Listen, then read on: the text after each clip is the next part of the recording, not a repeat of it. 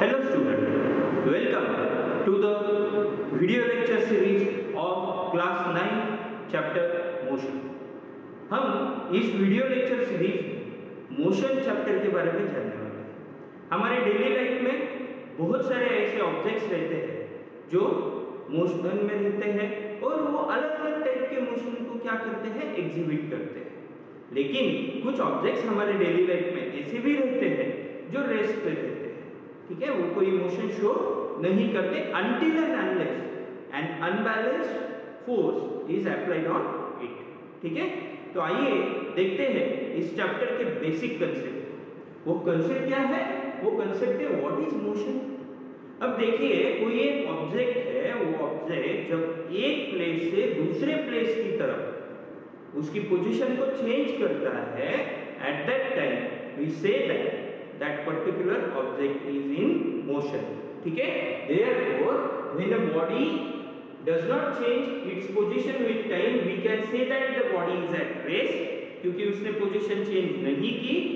and while if a body changes its position with respect to time, then we can say that it is in motion। ठीक है, अब ये जो particular motion या race जो है, ये एक रेफरेंस पॉइंट के रेफरेंस में होता है। Therefore, a point or some stationary object with respect to which a body is continuously changing its state is called as origin or reference point। ठीक है, अब ये रेफरेंस पॉइंट का कंसेप्ट समझाने के लिए मैंने यहाँ पे सबसे पहले पोजीशन का कंसेप्ट मैं आपको एक्सप्लेन करूँ। अब यहाँ पे आप ऑब्जर्व करो, यहाँ पे A, B, C, D ऐसे चार एरोज मैंने ड्रॉ किए हैं। अब अगर हम देखें B की position with respect to A जो है, अब देखिए position with respect to A is immediately right, बराबर है, A के राइट में है B, C के लेफ्ट में है, बराबर, और D के सेकंड लेफ्ट में है। तो हर बार जैसे हम रेफरेंस पॉइंट को चेंज कर रहे हैं, उसके अकॉर्डिंग उस पर्टिकुलर ऑब्जेक्ट का क्या चेंज हो रहा है, पोजीशन चेंज हो रहा है। ठीक है, होप सो ये कंसेप्ट आपके ध्यान में आया।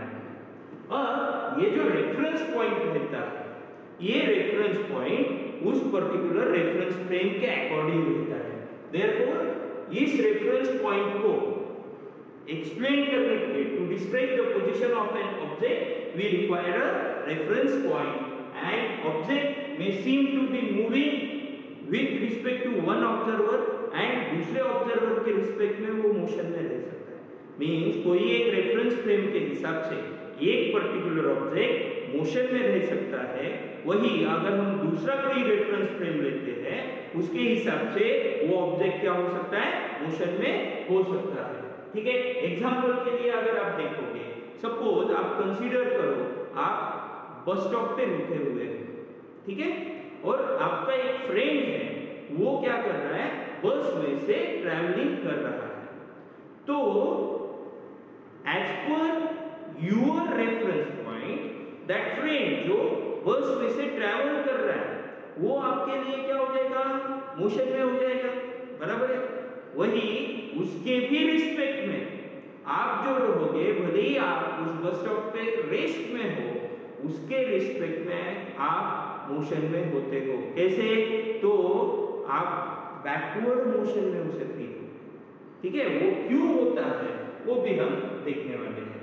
तो देखिए यहाँ पे वो दो एग्जांपल्स मैं आपको एक्सप्लेन कर रहा हूँ। ये जो पर्सन है, सपोज दैट पर्सन एक ट्रेन में बैठा हुआ है, बाहर होम, ट्री, गार्डन, एवरीथिंग जो है, ठीक है, और ये पैसेंजर का मोशन ट्रेन के साथ इस डायरेक्शन में है, लेफ्ट डायरेक्शन में, बराबर, और वही जो आपके हाउस, ट्रीज, गार्डन, वो क्या हो जाएगा, बैकवर्ड डायरेक्शन में हो जाएगा।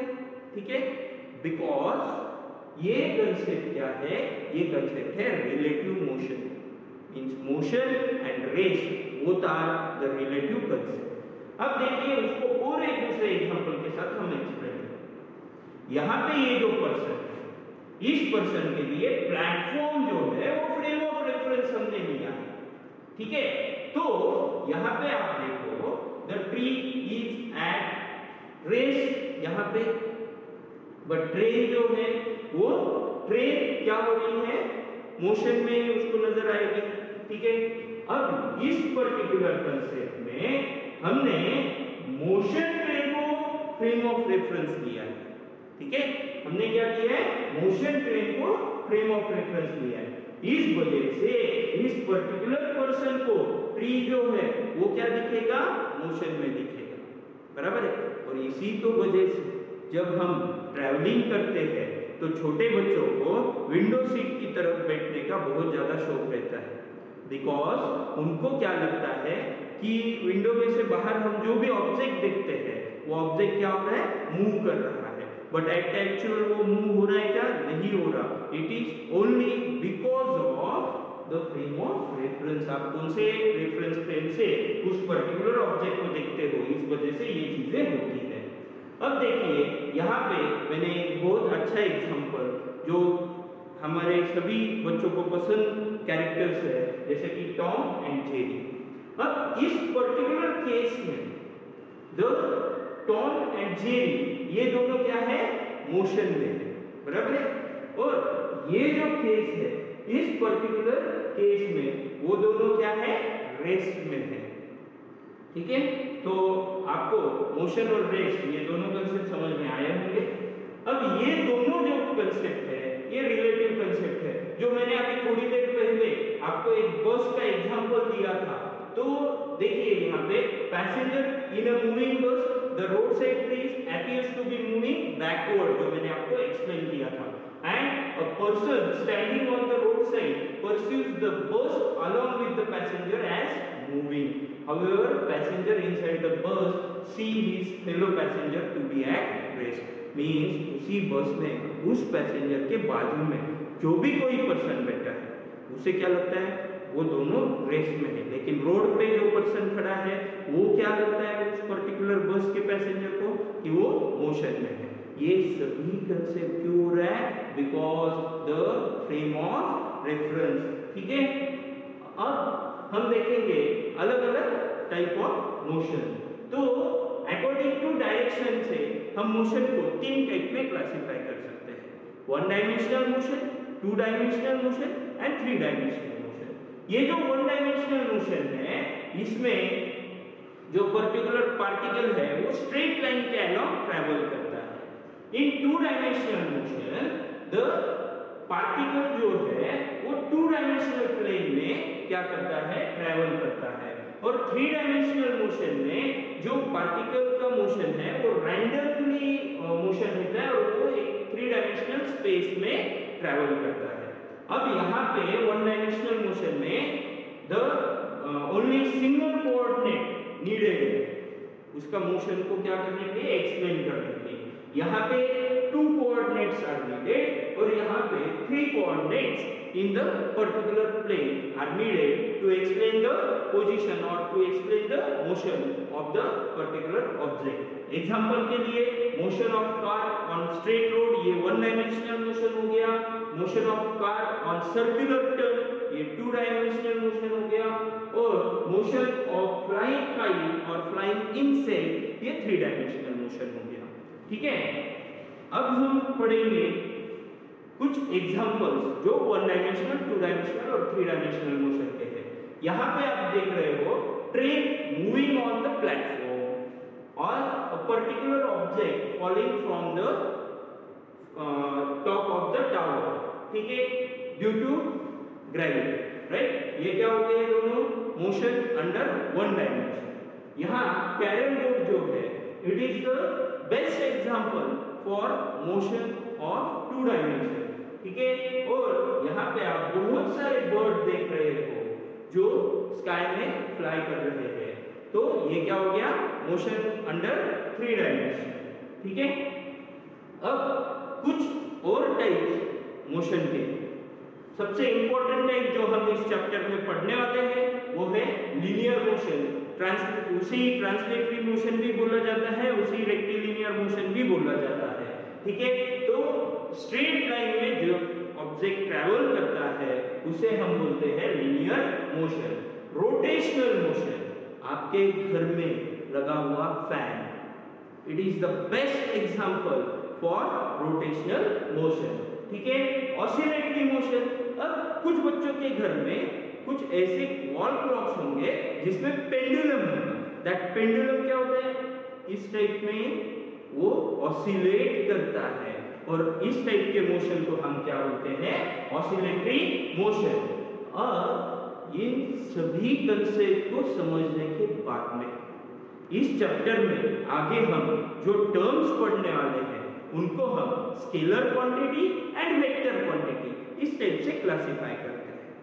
Scalar quantities are the quantities which has only magnitude but they do not have the direction, and vector quantities are the quantities they have both magnitude as well as direction।